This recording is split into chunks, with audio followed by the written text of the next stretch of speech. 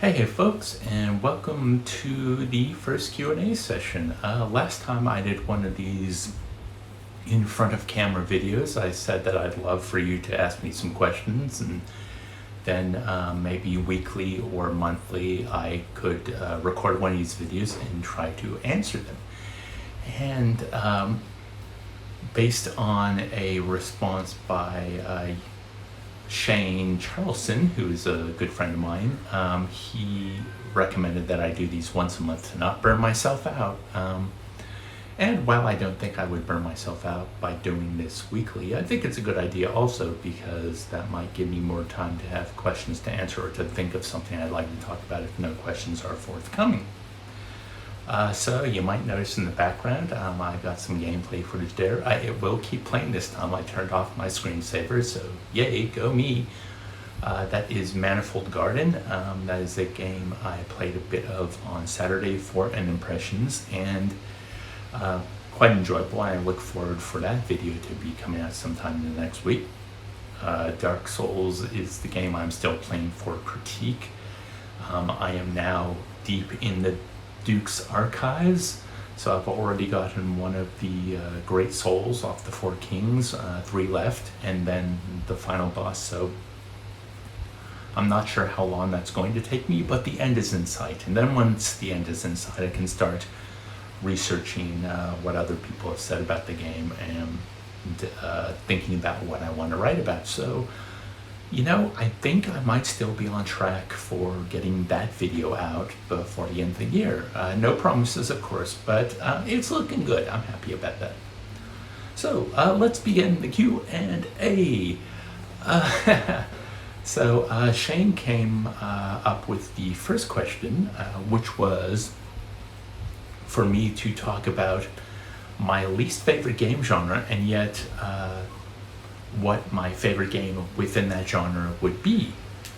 This kind of stumped me because it's weird. There are plenty of genres that I don't really play. Like, I'm not much of a sports game fan. I'm not much of a racing game fan. Those 4X simulation games, aside from Civilization, are far too complex for me. Every time I've tried to attempt like one of the Paradox games like Europa Universalis, I've given up long before I got in the grasp of anything.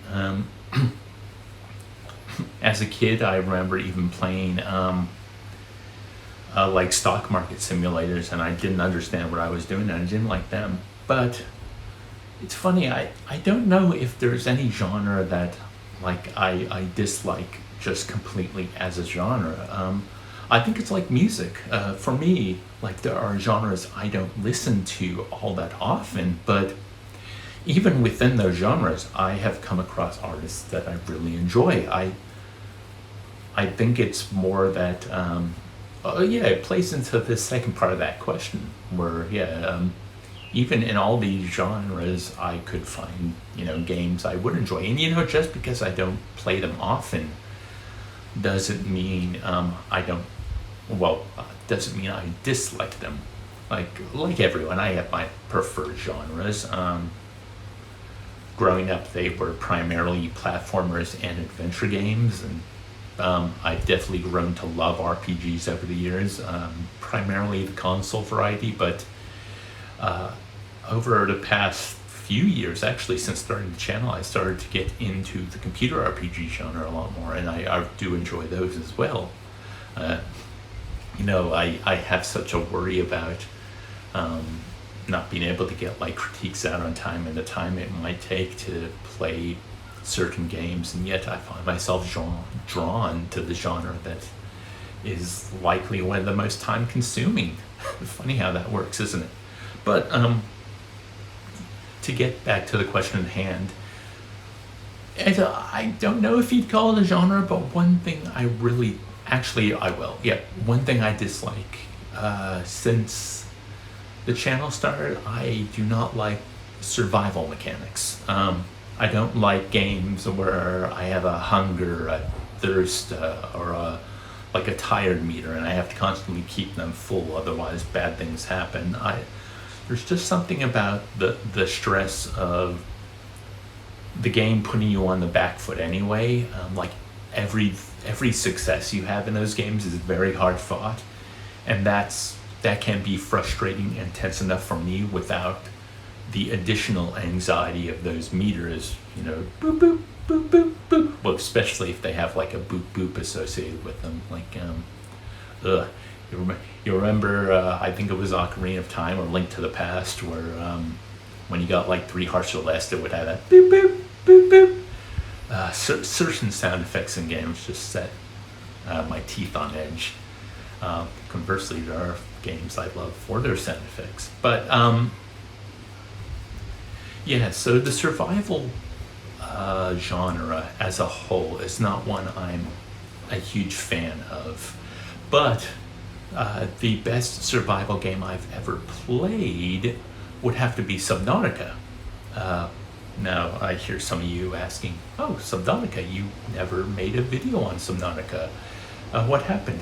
Well, I've attempted to play Subnautica for Impressions a couple times, and each time before my Impressions time has ended, I've given the game up for various reasons. But I gotta tell you, again, it's because of the meters. Even though my second time I did start to get a hold of how to create water, I learned how to do that, but food was still a little bit of an issue. I mean, I could eat plants. If you played the game, you know how difficult that's the thing.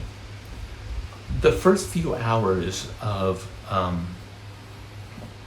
any one of these games is quite difficult because you're still learning how the game works, how the mechanics work, how you can meet your basic needs. I guess in a way every game is kind of like that. There's always a feeling out period, but it seems that survival games throw you in the deep end more gleefully than other genres.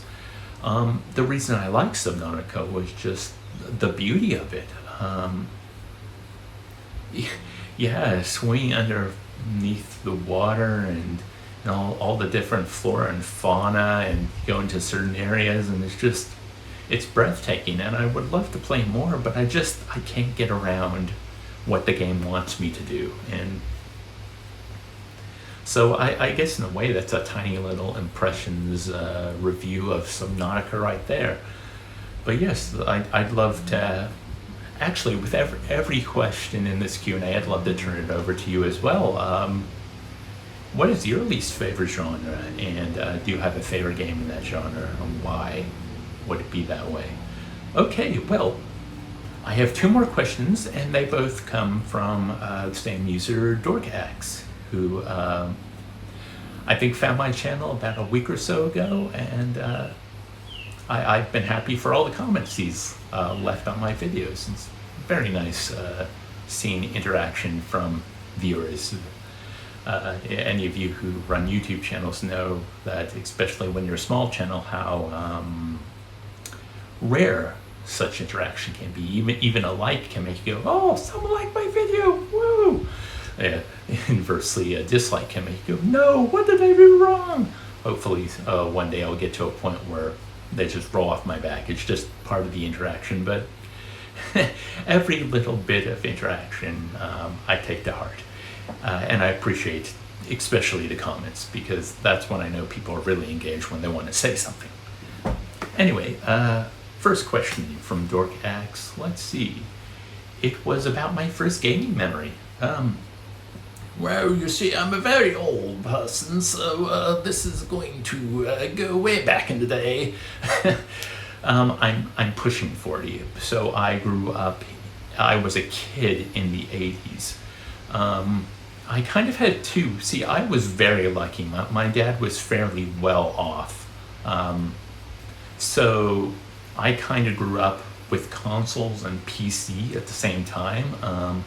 Also, as a kid, my best friend down the road, he would always get like the latest console. So one of my first memories was, God, he would have been 3, 4, 5, somewhere in there. I think you formed your first memories around 3 or 4.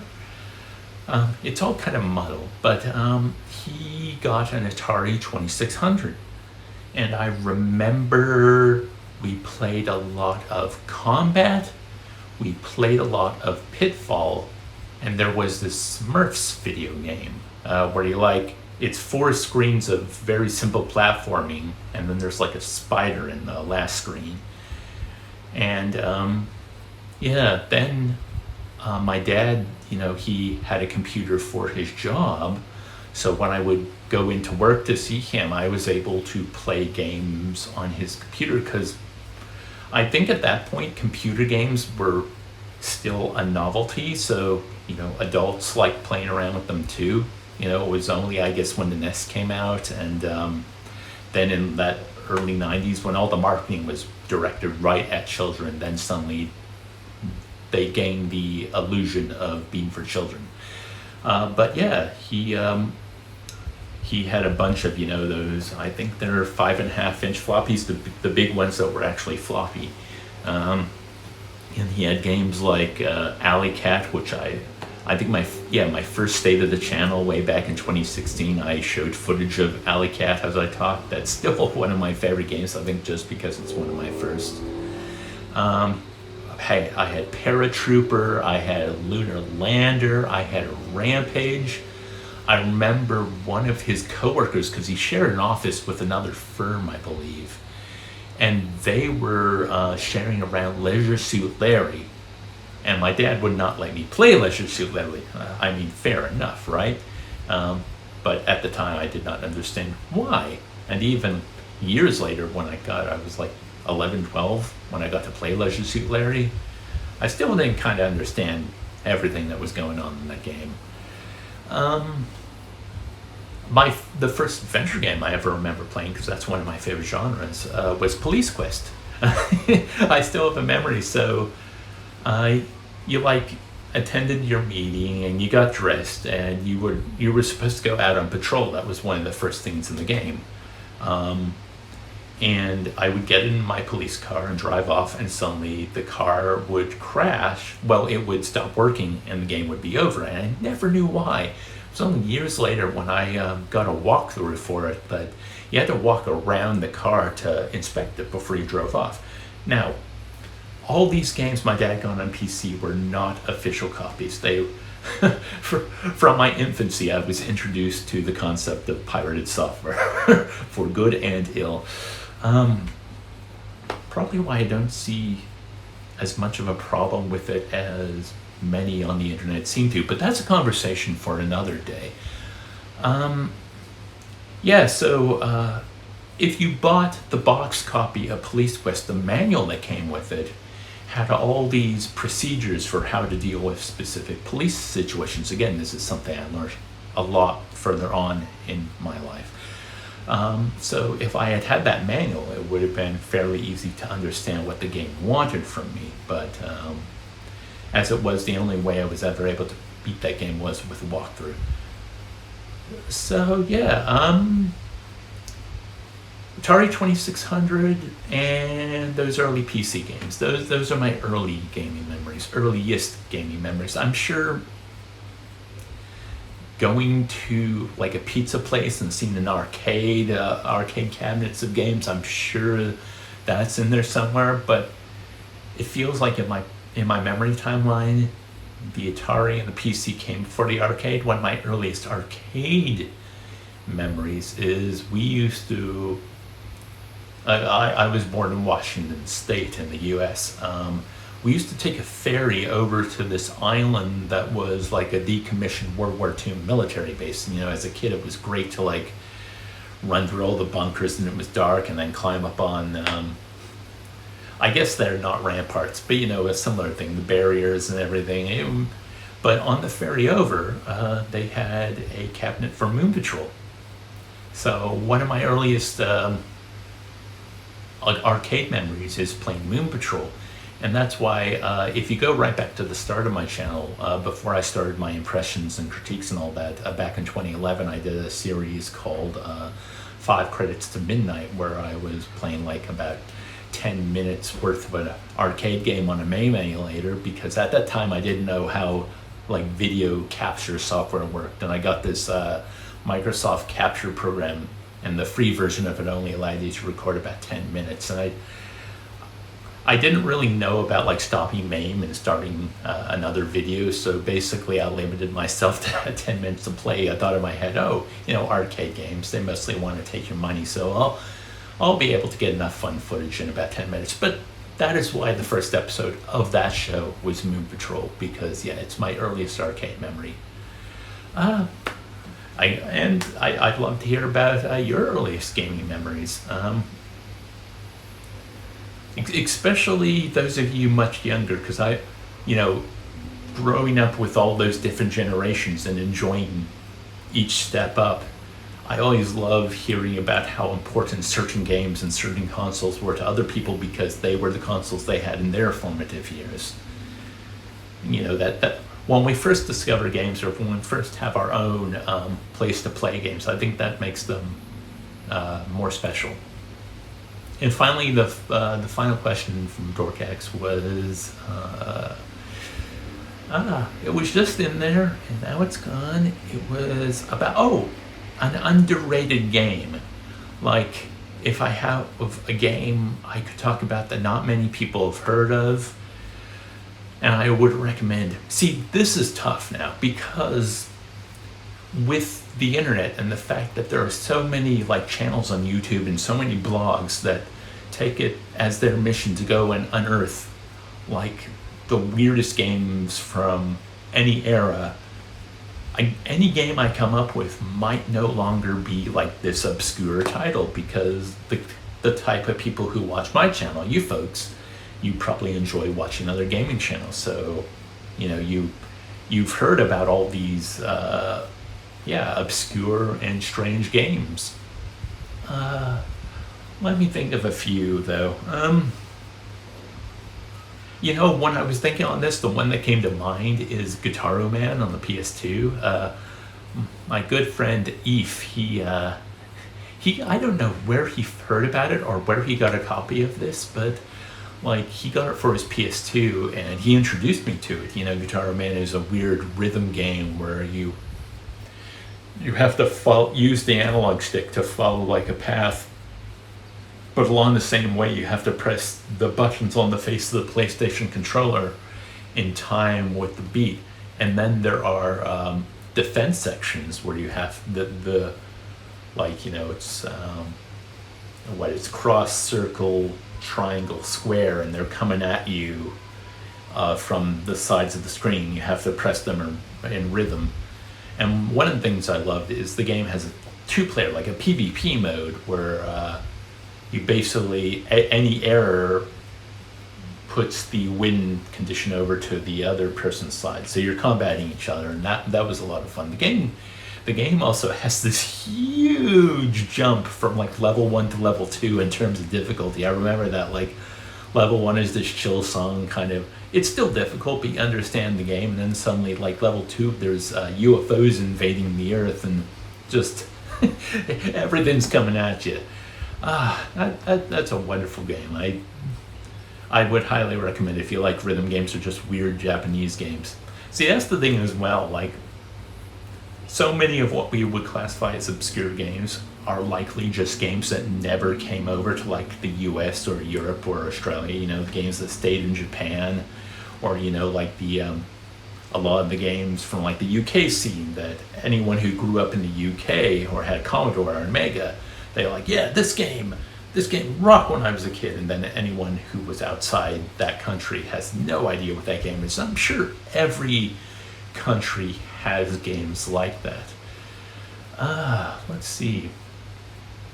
I mean, I mentioned it in my early gaming memories. Alley Cat's another one of those for me. I've never really talked to too many people that have ever heard or played Alley Cat. Trying to think if I had any like really obscure NES or SNES games or 64 games. Yeah, no, I'm drawing a blank, so I think I'm gonna have to leave it on Guitar Man. What's the most obscure game you've played that you think no one's heard of? Actually, yeah, even my good friend Robbie, he runs a channel called Artificial Orange Studios. He does a show called Arcade Funhouse, where he'll review arcade games, and yeah, even to this day he'll tell me about his latest episode as he's making it, and he'll be like, I found this game, I didn't even know this existed, I love it. And it's great that he's quite knowledgeable, especially in the realm of arcade games, and just the fact that he's still making discoveries and they're still exciting him. Yeah, I love that. It's the older I get, the more games I've played, the less excited I am as I play it. Kind of the idea that most of this I've seen before. So when I play something new, or something that just hits me for whatever reason, it's all the more special because I don't want to say it's like jaded or cynicism, but I think it's just experience. I think that's why there's such a disconnect between when like a professional reviewer for any medium, I'm thinking of movies as well as games, talk about a game or what it does well and what it doesn't do well, just compared to the general audience. If you only play a handful of games a year and you play them at your own pace, you're going to have a very different level of excitement and what you think is quality or not, compared to someone who's like their job is to play games day in day out, finish them as fast as possible, and neither one of them is wrong. It's just completely different perspective, just very similar to the fact that every person is going to bring their own lived experience and their own passions and areas of interest and where they work and the kind of people in their family and just where they grew up. All that kind of influences how they react to the art they consume. And I think that's one of the things that makes it beautiful. Like, last year when I started that BioShock series, I was plagued with the thoughts of, but everybody's talked about BioShock. How am I ever going to be able to say something new? To be fair, that same thought has been swirling around in my brain as I'm playing through Dark Souls, because God, that game's probably been talked about even more than BioShock has. But with the BioShock one, and it's true for Dark Souls and true for everything, like what I find interesting about these games and what I want to talk about in regard to these games is going to be unique to me. And my job, I think, is to be able to competently articulate my own experience and thoughts on the game in a way that, even if you've heard the points I'm making, I'm saying it in a way you haven't heard before, or